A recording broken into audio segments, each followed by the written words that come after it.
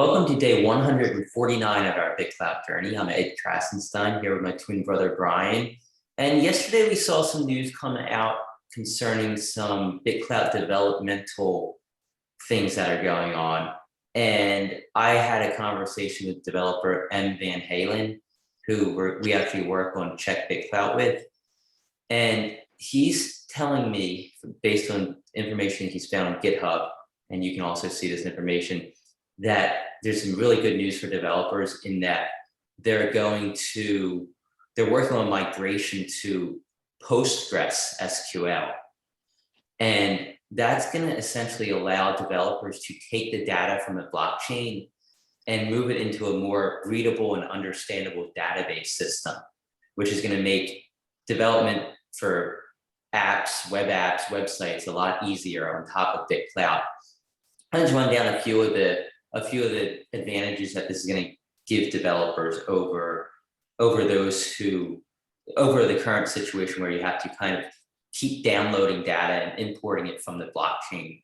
So the Postgres migration is going to allow for an easier way to create apps and websites. Like I said, no need for developers to continuously resync data every time BitClout pushes a new big update. So right now, every time there's a new big update, all the developers have to resync everything. And this causes websites to go down, it causes them to be down for quite some time. And it's really annoying for developers. And it's kind of discouraged a lot of developers from developing on top of BitClout just because it takes so much time every time one of these new updates is pushed out. But that's going to be no more once, but potentially not. Once Postgres becomes migrated, once it's migrated to Postgres. What's that music I hear in the background, Brian? It's actually an airplane overhead. All right, so it has the potential to make nodes a lot faster. Right now, you might experience some slowdown. Even BitClout has been slow sometimes. It's going to help speed everything up, whether it's BitClout node or other nodes.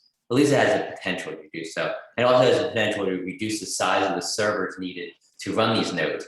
I know a lot of developers have been complaining that it's getting super expensive to run these nodes as all this data comes in.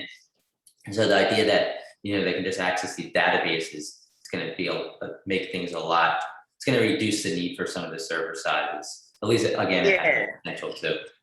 And I just want to say I think that one of the main concerns that a lot of developers have had is like as this scales, and like right now we have a few thousand daily active users. What happens when we have 1 million or 10 million daily active users? This is going to need to scale tremendously. And if there's already issues with speed right now, then what's going to, what's going to happen then? So I think that this is a good move to be making right now before things get too crazy. And I think it's really going to kind of give developers more, make them more excited about developing on the platform, because before there were issues with servers and the costliness of servers. And if you're going to have 100,000 daily actives at some point in the next couple of years, then what happens then? So I'm glad that they're doing this now. Yeah, the development community really seems happy about it. So I think if they're happy about it, I'm happy about it, Yeah, and that was some really good images of your hands as you adjusted your light right there. Well, what was wrong was my light. I have a light that shines on me when I do these videos, and it was right on top of the camera, and so you could see like the black line on the side of my camera. I just noticed that, so I was just fixing it to make the view a little better.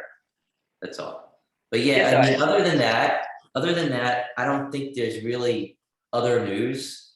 Nothing. It's been kind of a slow weekend. Weekends are kind of usually slow here on BitClout.